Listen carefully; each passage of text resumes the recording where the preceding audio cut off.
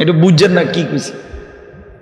অর্থ হলো ইব্রাহিম আলাইহিস সালাম বলছে যে হে আমার জাতি, তোমরা যদি সবাই একটা একটা মূর্তি বগলে করে আইরা মূর্তির স্তূপ করো, আর সেই স্তূপের উপরে আমি ইব্রাহিমকে দাঁড় করায় দাও, আমি মূর্তির স্তূপের উপরে দাঁড়াইয়া একাই বলবো লা ইলাহা ইল্লাল্লাহ, মুঝে হ্যায় হুকমে খুদা লা ইলাহা ইল্লাল্লাহ। আমি একাই বলবো, পুরা জাতি মূর্তি পূজক হোক, সমস্যা নাই, আমি একাই। ওয়ারাবাতনা আলা কুলুবিহিম ইয কামু ফাকালু রব্বুনা রব্বুস সামাওয়াতি ওয়াল আরদ লান নাদউ বিদুনিহি ইলাহান লাকাদ কুলনা ইদান শাতাতা। আমি তো হাফেজ সাহেব না, দোস্ত হাফেজ সাহেব, আমি কোনো কামের না। হায় আল্লাহ, আসহাবে কাহাফের 7 জন যুবক, মাত্র 7 জন। একটা দেশের বাদশাহ, মন্ত্রী, উজির, নাজির, জনগণ, পাবলিক, 14 গোষ্ঠী, এমনকি এই ছেলেগুলোর বাপ মা, দাদা, চাচা, নানা, জেঠা, খালু, ফুফা, মামু, সকলেই মুশরিক, সকলেই মূর্তি পূজক। এরকম মনে করেন লক্ষ লক্ষ মূর্তি পূজকের মাঝখানে দাঁড়িয়ে, বাদশার সামনে দাঁড়িয়ে এই 7 যুবক বলছে যে আমাদের রব তিনি আসমান ও জমিনের রব, যিনি লান নাদউ মিন দুনিহি ইলাহান। এই জালেম বাদশা, আরো যদি জুলুম করো, শাস্তি দাও, ফাঁসি দাও, আর জমিনের রাশ ফেলে দাও, কিন্তু তারপরেও শুনে নাও, আল্লাহকে ছাড়া, ওই এক মালিককে ছাড়া আর কাউকে আমরা ডাকবো না। লাকাদ কুলনা ইদান শাতাতা, যদি আল্লাহকে ভিন্ন কাউকে ডাকি তো নিঃসন্দেহে হবে এটা অপরাধ, পাপ, অন্যায়, জুলুম। আল্লাহ বলেন এই যুবকদের কলিজার ভিতরে এমন ঈমান, ওয়ারাবাতনা, আমি আল্লাহ কলিজার ভিতরে ঈমানটা রশি দিয়ে বাঁধিয়ে দিয়েছি, একদম না ছোটে। ওয়ারাবাতনা মানে হতো বেঁধে দিলাম, যুবকের কলিজায় ঈমান বাইধা দিলাম। যে দিল আল্লাহর কথা বোঝে, আল্লাহ তাআলা বলছে এটাই মূলত দিল। যে দিলে আল্লাহর কথা উপলব্ধি হয় না, আল্লাহ বলছে এটা আসলে কোনো দিলে না, এ আসলে কিছুই বোঝে না। লাহুম কুলুবুল লা ইয়াফকাহুনা বিহা, যে কান আল্লাহর কথা শোনে না, আল্লাহ তাআলা সরাসরি বলছে আসলে এটা কোনো কানে না, এ কিছুই শোনে না। বাকি কোনো কথা যে শোনে, এগুলা কোনো কথাই না, কথাই না। লাহুম আযানুন লা ইয়াসমাউনা বিহা। আর যেই চোখ আল্লাহর ইবাদত, আল্লাহর বন্দিগি, আল্লাহর হুকুম, আল্লাহর কুদরত এটা দেখে না, যেই চোখে, তা আল্লাহ তাআলা বলেন সেই চোখ যেন কিছুই দেখে না, সেই চোখ কিছুই দেখে না। ওই যে বাকি যে দুনিয়া দেখে মনে হয় যেন অন্ধ, অন্ধ। ওই এখন আমার কাছে ছোট বাচ্চা, একেবারে ছোট কোলের বাচ্চা নিয়ে আসছে, যে কি সুন্দর ফুটফুটে বাচ্চা, যে কোনো মানুষ দেখলে মায়া লাগবে, তো বাচ্চাটা নাকি চোখে দেখে না। এই যে এখন আমারে বলল ফু দিতে, কি পরিমাণ কলিজাটা মোসরা দিল যে হায়, আমি আজ 43 বছর ধরে দেখি মাসুম বাচ্চা, সে ছোট্ট এই মানুষ, সে মালিকের এই পৃথিবী দেখে না। তো এই জন্য বললাম, আল্লাহ তাআলা বলেন যে দিল আল্লাহকে বোঝে না, সেটা মনো দিল না। যে কান আল্লাহর কথা শোনে না, সে কোনো কানে না। যে চোখ আল্লাহর কুদরত দেখে না, সেটা মূলত চোখই। তো এ কি তাইলে? আমরা দেখি সে শোনে, আমরা দেখি তো সে কত কিছু দেখে, আমরা কত কিছু বুঝে। আল্লাহ বলেন এই যা বুঝতেছে, শুনতেছে, দেখতেছে, আল্লাহরে বাদ দিয়া, আখেরাতকে বাদ দিয়া, তো এইটা একটা জানোয়ারে দেখতেছে। সরাসরি কোরআন না, আল্লাহ বলছেন এটা মূলত যা বুঝে, যা শোনে, যা দেখে, আল্লাহকে বাদ দিয়া, আখেরাতকে বাদ দিয়ে, তো এইটা একটা জানোয়ার। চতুষ্পদ জন্তু। উলাইকা কাল আনআম, এটা একটা 4 ঠ্যাংওয়ালা জানোয়ার। তোমরা দেখছো এটা 2 ঠ্যাং, আল্লাহ বলে না, এটা 4 ঠ্যাং। সাফ কথা।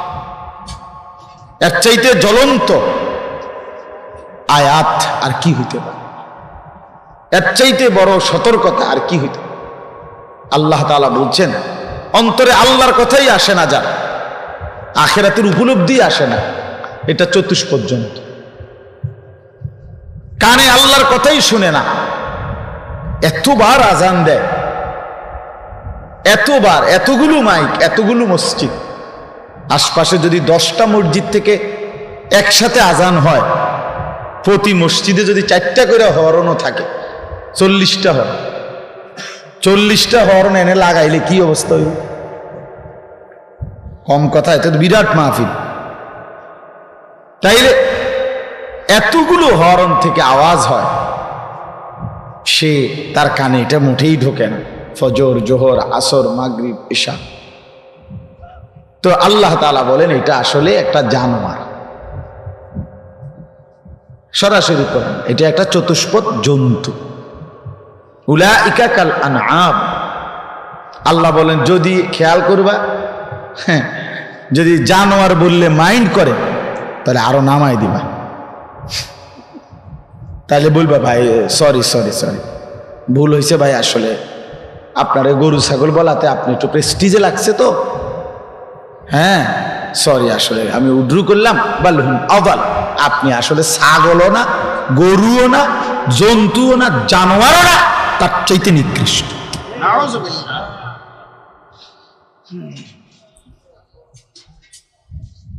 তার চাইতে নিকৃষ্ট। নাউযুবিল্লাহ। এই জন্য বলতেছিলাম আল্লাহর কথা দিল দিয়ে শুনতে হয়, আল্লাহর কথা কলিজা দিয়ে বুঝতে হয়। ইন্না ফি যালিকা লাযিকরা লিমান কানা লাহু কলবুন, এরপরে আও আলকাস সামআ ওয়া হুয়া শাহীদ। 3 জিনিস একসাথ করে যে আল্লাহ তাআলা বলেন দিল, চোখ, কান। চোখ, কান, দিল। দিল খোলা, চোখও খোলা, কানও খোলা, তাকায় আছে যিনি বলতেছেন তার দিকে, কান দিয়ে মনোযোগ দিয়ে শুনতেছে, অন্তরটা খুলে রাখছে, উপলব্ধি করতেছে। আল্লাহ বলেন এই 3টা জিনিস যে একত্র করে, চোখ, কান, দিল, কন্ত কি? তা আল্লাহ বলেন ইন্না ফি যালিকা লাযিকরা, নিশ্চয়ই ওই ব্যক্তির জন্য, ওই মানুষগুলোর জন্য এই কোরআন পুরাটাই নসিহত, পুরাটাই উপদেশ, তার জিন্দেগি বদলাবেই বদলাবে, বদলাবেই বদলাবে। এই জন্য ওই যে তুমি যে চোখের সামনে মোবাইলটা ধরে রাখছো, তোমার দিয়ে কোনো কাম হইতো না, তুমি এইটাই আলগি দিয়ে ধরে রাখবা, তোমার জিন্দেগি যাইবই এটা ধরে থাকা। তোমার এই ইবলিসে একটা কাম ধরাইয়া দিছে যে তুমি তো একটা আকামলা মানুষ, তো তোমার একটা কাম দিলাম, ধরো এটা ধরে রাখ। বুঝেন নাই?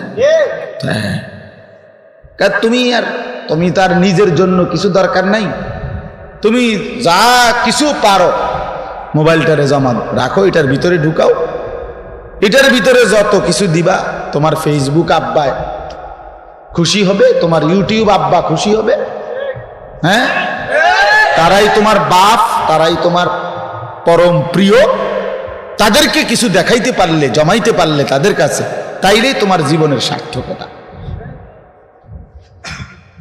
হ্যাঁ, বুঝেন? এখানে দিলেরই বা দরকার কি, কানেরই বা দরকার কি, চোখের বা দরকার, চোখের বা দরকার কি, আফসুসের বা। এই জন্য ভাইয়া আল্লাহর কথা চোখ দিয়ে শুনতে হয়, মানে তাকাইয়া, কান দিয়ে শুনতে হয়, মানে কান খাড়া করে, দিল খোলা রেখে গ্রহণ করার মানসিকতা থাকতে হয়, গ্রহণ করার মানসিকতা থাকতে হয়, গাদ্দার হইলে হয় না। মানসিকতাই যদি না হয় ভাইয়া, আল্লাহ তাআলা হেদায়েত দেন। ওয়াহদি ইলাইহি মান ইউনিব, কোরআনে আল্লাহ বলেন যে আল্লাহর দিকে ঝুঁকে আসে, আল্লাহ তাআলা নিজে আগায়া তাকে হেদায়েত দিয়ে থাকে। মান ইউনিব মানে হলো ইনাবাত, মানে ঝুঁকে আসা। তো ঝুঁকে আসবে কদ্দুর? আল্লাহ বলছেন তুমি আসবা 1 বিঘত, আমি আসবো 1 হাত। তুমি আসবা 1 হাত, আমি আসবো 2 হাত। তুমি আসবে হাঁটতে হাঁটতে, আমি আসবো দৌড়তে দৌড়তে। হ্যাঁ, তুমি আসবা রাতে গুনাহ নিয়ে, আমি রাতেই আসবো মাগফিরাত নিয়ে। ইন আতাইতানি লাইলান আতাইতুকা লাইলান, রাতে আসলে রাতেই মাফ, দিনে আসলে দিনেই মাফ। ওয়া ইন আতাইতানি নাহারান আতাইতুকা নাহারান, বান্দা যখন আসবা তখনই মাফ। আমি আছি সারাক্ষণ, তুমি চোখের পানি ফেলে আমারে ডাক দিও, আমি পেছনটা সব মাফ করে দেব। ইয়া ইবনা আদম লাউ বালাগাত যুনুবুকা আনানাস সামা সুম্মা ইস্তাগফারতানি গাফারতু লাকা ওয়ালা উবালি। আল্লাহ তাআলা হাদিসে কুদসিতে বলেন, হে বনি আদম, তোমার গুনাহ যদি আসমান পর্যন্ত পৌঁছে যায়, তারপরেও যদি তুমি তওবা করে পিছনের গুনাহ ছেড়ে দিয়ে আর করবা না ওয়াদা দিয়ে লজ্জিত হয়ে আমার কাছে মাফ চাও, আমি ওয়াদা দিলাম আমি 1 সেকেন্ডের পরোয়া করব না, 1 মিনিট ভাববার জন্য সময় নেব না, তৎক্ষণাৎ আমি তোমাকে মাফ করে দেব। ওয়ালা উবালি, কোনো পরোয়া নাই, আমি দেরি করব না।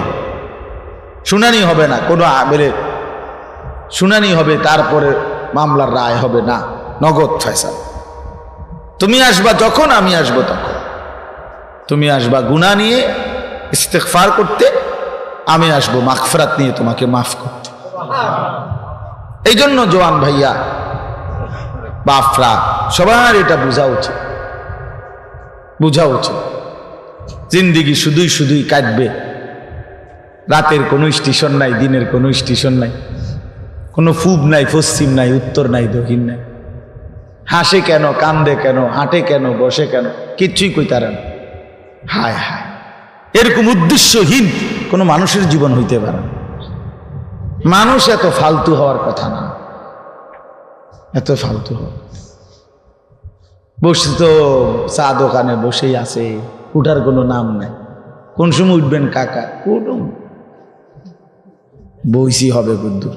এই কীর্তন বইছেন, কীর্তন বইছি, তাও করতে পারত না। জীবনের কোনো উদ্দেশ্য নেই। কেন বসে আছে? কেন যুবক ওই রেল স্টেশনে, ক্ষেতের কিনারে, রাস্তার পারে 10 জন, 5 জন, 3 জন বসে আছে? কেন দাঁড়ায় আছো? কেন কি জানা নেই। আল্লাহ তাআলা কোরআনুল কারীমের মধ্যে বলছে, ভাইয়া আফা হাসিবতুম আন্নামা খালাকনাকুম আবাসান, আমার বান্দা তাহলে কি তোমরা এই ভেবেছো যে আমি তোমাদেরকে অনর্থক, উদ্দেশ্যহীন, বেহুদা বানাইছি? 9 মাস লাগাইয়া এই ফালতু কোনো উদ্দেশ্য নাই, এমনি বানাইলাম? আমি তো চাইলে পলকের মধ্যে কোন বললেই হয়ে যায়। আমি তো সেই মালিক, যে মালিক চাইলেই আমি বানাইতে পারতাম। তো তোমাকেও তো আমি কোন বললেই হইতা, কিন্তু আমি এভাবে না বানাইয়া আমার কুদরতি হাতে, নিজের হাতে আমি 9টা মাস, 1 দিন 2 দিন না, 9 মাস অন্ধকারের ভেতরে, ওটা পৃথিবীকে না জানিয়ে, কোনো সারা শব্দ ছাড়া, 1 বিন্দু আওয়াজ ছাড়া আমি অন্ধকারের কালো চাদর দিয়ে ঢেকে মায়ের অন্ধকার রেহেমের ভিতরে 9 মাস লাগায়া বড় যত্ন করে বানাইছি বান্দা। শুধু এমনি এই বিড়ি খেতে খেতে শেষ করে দিবে, এই মোবাইল টিপতে টিপতে হায়াত শেষ করে দিবে, এই জন্য 9 মাস লাগাইলাম? একটা ছেলে হইলেই ভাবো ভাই, একজনই ভাবো। একজন চাচাই ভাবেন, যারা চা দোকানে আড্ডা দেন, আপনারাই ভাবেন চাচা। শেষ বয়সটা বুঝি আল্লাহ তাআলা আপনারে এই শুধু এমনি বসে থাকতে দিছে না, আর কোনো দায়িত্ব ছিল না। নবী সাল্লাল্লাহু আলাইহি ওয়াসাল্লামকে আল্লাহ তাআলা কোরআনে আছে বলছেন, ওয়া'বুদ রাব্বাকা হাত্তা ইয়া, বন্ধু মৃত্যু আসা পর্যন্ত আপনি আপনার রবের ইবাদত করতে থাকেন। তাহলে নবীজি কি বলছে? মৃত্যু আসা পর্যন্ত বন্দিগির উপরে থাকেন, আর আমনেরে কইছে বিকাল টাইম বন খান আর চা খান, ঠিক না? তা আপনি তো এইভাবে জিন্দিগি সাজায় ফেললেন যে প্রতিদিন বিকাল বেলা চায়ের দোকানের আড্ডা, বিড়ির আড্ডা, নাটক, সিনেমা, টেলিভিশনের আড্ডা। ছেলেরা তোমরা তো ভাই জিন্দিগি এটাই বানায় নিলা যে শুধুই আড্ডা, শুধু খানার টাইমে একটু খানা, ঘুমের টাইমে কিছুক্ষণ ঘুম, টয়লেট, বাথরুম, আর বাকিটার সময় শুধুই আড্ডা, শুধুই আড্ডা। এ কেমন জিন্দি? আল্লাহ তাআলা এর জন্য বলছে, বান্দা বলো তুমি কি এই ভেবেছ? ওয়া আন্নাকুম ইলাইনা লা তুরজাউন। এবং আল্লাহ জিজ্ঞেস করলেন, এটাও কি মনে করেছো যে আমি আল্লাহর কাছে তোমাকে আসতে হবে না? এই মনে করছো তুমি? আমি একদম ছেড়ে দিছি মনে করছো? ওয়া আন্নাকুম ইলাইনা লা তুরজাউন। তুমি কি এই মনে করেছো তোমাকে ফেরত আসতে হবে না? তা আমরা উত্তর দেন, আমরা কি ভাবছি বলেন? এখানে আমরা যারা বসছি, আমরা এই দুই প্রশ্নের উত্তর দেন। আল্লাহ তাআলা জানতে চাচ্ছে যে বান্দা তুমি কি মনে করেছো আমি তোমাকে অনর্থক বানিয়েছি? তো উত্তর দেন, অনর্থক বানাইছে? দুই নাম্বার আল্লাহ বলছেন, তুমি কি এই মনে করেছো যে তোমাকে আমার কাছে আসতে হবে না? আসতে হবে। তো তাইলে আমি যখন এটা বুঝলাম, মেনেই নিলাম, আমাকে অনর্থক বানায় নাই, আমাকে আল্লাহর কাছে ফিরতেই হবে, তো আমার করণীয়টা কি? আমার গন্তব্যটা কোথায়? আমি যাব কোথায়? আমার উচিতটা কি? এতটুকু কমন সেন্স, এতটুকু ভাবনা যদি কারো না থাকে দোস্ত, তার জীবনে আছেটা কি? তাইলে আমারে বলে, সে মানুষ হলো কেন? সে মানুষ হলো কেন? হ্যাঁ, আল্লাহর কথা যার মনেই পড়ে না, আমি এই মাত্র বললাম এই কথাটা, নামাজ পড়তে যার মনেই চায় না, রাসূলুল্লাহ সাল্লাল্লাহু আলাইহি ওয়াসাল্লামের একটা সুন্নাত মানতে যার মনেই চায় না, আল্লাহর নাফরমানি যে ছাড়তেই চায় না, তো তুমি অপদার্থ নিজেরে মুসলমান পরিচয় দাও কোন লজ্জা? আরে ফালতু তুমি নিজেরে মুসলমান বলো কেন? তাই তোমার তো এটা পছন্দই না, তা এরপরও এটা ধরে রাখতেছো কেন এই পরিচয়টা? বলো ভাইয়া, বলো বাবা। আপনি তো বিড়ি খানাই ছাড়তে পারেন না, তো আপনি নিজের এই পরিচয় আখিরি নবী সাল্লাল্লাহু আলাইহি সাল্লামের উম্মত, তো এটা আপনি কি পরিচয় দিচ্ছেন? তিনি কিংবা তার কোনো অনুসারী এই দুর্গন্ধের সাথে কোনো সম্পর্ক ছিল কি? কথা বলেন না কেন? তো তা আপনার যে সম্পর্ক, তিনি মৃত্যু পর্যন্ত পবিত্র ছিলেন, তিনি মৃত্যু পর্যন্ত পবিত্র ছিলেন। প্রিয় নবী সাল্লাল্লাহু আলাইহি ওয়াসাল্লাম যখন হাঁটতেন তো পুরা রাস্তাটা মেশক আম্বরের ঘ্রাণ হয়ে যাইত। সাহাবায়ে কেরাম অপেক্ষা করতেন দেহ মুবারকের ঘাম শিশিয়ার বোতলের মধ্যে রাখার জন্য, মেশকের ঘ্রাণ হিসাবে ব্যবহারের জন্য। যিনি এত সুন্দর, এত পবিত্র, যিনি এতটা সুঘ্রাণওয়ালা, তার সামনে এই দুর্গন্ধময় মুখে কেমনে দাঁড়াবেন?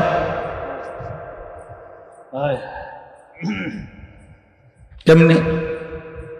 ছেলেরা বলো ভাই, এই নাপাক শরীর পেশাব করে পানি না, ঠিক মতো টয়লেট পেপার ব্যবহার করো না, পেশাব পায়খানা করে পবিত্র হয় যেভাবে শরীয়ত সম্মতভাবে, তার কোনো ধার ধারণাই। ফরজ গোসল, গোসল ফরজ হইলে, বীর্যপাত হইলে শরীয়তে যেভাবে গোসল করতে কইছে, নবী সাল্লাল্লাহু আলাইহি সাল্লাম যেভাবে গোসল করতে বলছে, ফরজ গোসল যেভাবে, সেটার কোনো পাত্তাই নাই। সাবান ডইলা লাইলা, পানি ছেড়ে দিলা, পানি ঢাইলা লাইলা, তোমার কাছে তো মনে হয়েছে শরীর পরিচ্ছন্ন তো হয়েছে, ঠিক আছে, কিন্তু পবিত্র তো হয় না। পবিত্রতার পরিচ্ছন্নতা তো এক কথা না দোস্ত। পবিত্রতা হয় শরীয়ত সম্মতভাবে, পরিচ্ছন্ন হয় যে কোনো ভাবে। পরিচ্ছন্ন তো হতেই পারে, কিন্তু পবিত্রতা তো ভিন্ন জিনিস। ইন্নাল্লাহা তাইয়্যিব লা ইয়াকবালু ইল্লা তাইয়্যিবান। নবী সাল্লাল্লাহু আলাইহি সাল্লাম বলেন, আল্লাহ তাআলা পবিত্র, পবিত্র ছাড়া তিনি কোনো কিছু, কাউকে, কোনো কিছুকেই গ্রহণ করেন না। হাদিস এটা। নবী সাল্লাল্লাহু আলাইহি সাল্লাম বলেন, লা তুকবালু সালাতুন বিগাইরি তুহুর। পবিত্রতা অর্জন ব্যতীত কোন নামাজ কবুল হবে না। নবীজি সাল্লাল্লাহু আলাইহি সাল্লাম বলেন আত-তুহুরু শাতরুল ঈমান, পবিত্রতা ঈমানের অর্ধাংশ। নবী সাল্লাল্লাহু আলাইহি ওয়াসাল্লাম বলেন মিফতাহুস সালাতি তুহুর, পবিত্রতা নামাজের চাবি। এত হাদিস শুনলেন, এত হাদিস শুনলেন। এই জন্য দয়া করে আমার বাপ আল্লাহর কথা শুনেন এই দিল নিয়ে, যে আসলে আমি করছি কি, আমার উচিত কি, আমার পরিচয়টা কি, আমার করণীয়টা কি, আমার জিন্দিগিটা কি, আমার কে পাঠাইলেন, কেন পাঠাইলেন, তিনি আমার কাছে কি চাচ্ছেন। এতটুকু বিবেক যদি আমরা না খাটাই, আমাদের মুসিবত দিন দিন বাড়বে, বাড়তেছে, দিন দিন আরো বাড়বে, আমাদের উপরে পেরেশানি বাড়বে, পেরেশানি বাড়বে। এই জন্য মেহেরবানি করে অনেক যুবক ভাই, আলহামদুলিল্লাহ, অনেক বাবা চাচারাও বসছেন, অনেক মহব্বত করে আপনারা বসছেন। আপনাদের কাছে আমার অনুরোধ রইল, ভাইয়া বাবা নিজের উপরে রহম করেন। এটা আমি সব সময় বলি, নিজের উপরে দয়া করেন। আল্লাহর ওয়াস্তে এই পৃথিবীর যদি কোনো উপকার নাও করতে পারেন, কমপক্ষে নিজেরে বরবাদ করেন, নিজের উপরে দয়াটা তো করেন। রাসূলুল্লাহ সাল্লাল্লাহু আলাইহি ওয়াসাল্লাম বলেন, বলছে উম্মত শোনো, আমি রসুল তোমাদের সাথে কেমন, আমার উদাহরণ তোমাদের সাথে, আমার উম্মতের সাথে আমার উদাহরণটা কেমন। নবীজি নিজে বলছে, কয় যে একটা জায়গায় লাকড়িরাই একত্র করে আগুন ধরাইছে, ধাউ ধাউ করে আগুন জ্বলতেছে, চারদিকে পাখি, আরে ওগুলারে কি কয়, সাদা সাদা, এই যে উড়ে উড়ে আসে যে আগুনে পড়ে, উলু উলু, সাদা সাদা যে পোক, এগুলো খুব খুশিতে আনন্দে, মানে ফুর্তির মতো করে করে উড়ে উড়ে আসে কি করে, আগুনে। তো আল্লাহ নবী সাল্লাল্লাহু আলাইহি সাল্লাম বলেন এই আগুনের একটা গর্ত বানাইছে, একটা গর্তের মধ্যে আগুন লাগাইছে, আর অনেকগুলো মানুষ চারদিকে গোল হইয়া, এই আগুনের চারদিকে গোল হইয়া ইচ্ছা করে স্বেচ্ছায় খুশি খুশিতে এই আগুনে ঝাঁপ দিতে চাইতেছে। রাসূল সাল্লাল্লাহু আলাইহি সাল্লাম বলেন, খোদার কসম উম্মত, আমি মুহাম্মদ সেই নবী, আমি চাচ্ছি সেই আগুনের পাশ থেকে তোমাদের কোমরে জড়াইয়া ধরে ধরে তোমাদের একজন একজন করে বাঁচাইতে। আমি এই পরিমাণ ফিকির নিয়ে আসছি,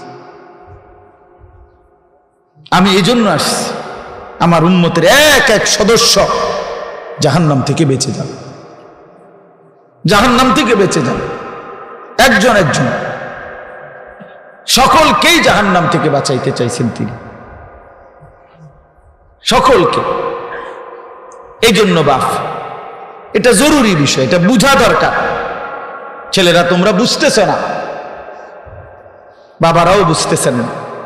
নিজের কর্তব্য, নিজের গন্তব্য, নিজের করণীয়, নিজের পরিচয় কি। ছেলে বিদেশ, এটা তো আমাদের কোনো পরিচয় না। মেয়ে বিয়ে দিচ্ছেন, এটা তো আমাদের কোনো টাইটেল হইতে পারে না। আপনি বাড়ির বিল্ডিং করছেন, এটা তো বিশ্বাস করেন, এটা তো মানুষের কাছে কনের কিচ্ছু নেই, তো মানুষ কি মাটির তলে থাইনি, তো তার এটা কিতা করলেন আপনি, আপনি বাইত ঘর করছেন, তো কি আপনি ঘর করতেন নাকি বাইত গাছ নি লাগাবেন? তো এইটা একেবারে মানুষের বলার কি আছে, এটা বাড়ির বিল্ডিং করছে, তো করছেন কি, আর মানুষে কি বই বই সিরা চাপাইছে নাকি? হ্যাঁ বলেন না, এটা সহজ কথা না। এটা আমি মেয়ে বিয়ে দিছি, তো মানুষে মেয়ে বিয়ে দিছে না। আমার ফুত বিদেশ, তো বিদেশ হলে কিছে, আপনার ফুত বিদেশ হলে আপনার ফুতে ইটালি থাকে, তো কিছে, ইটালিটা মনে করেন আপনার বাইক, তো তো কি এতে কি ইটালি, আপনাকে বাড়িটারে ইটালি মনে করেন, তো লাভ কি এতে? আপনি আর কোনোদিন মরতেন না নাকি? যার ছেলে বিদেশ তার তো মৃত্যু নাই, তো কি এটা কি, তো কি বলবেন, এটির কি কথা? এগুলো এগুলা কোনো পরিচয় হইল? এগুলো বলার কিছু, এ তো কোনো পরিচয়ই না।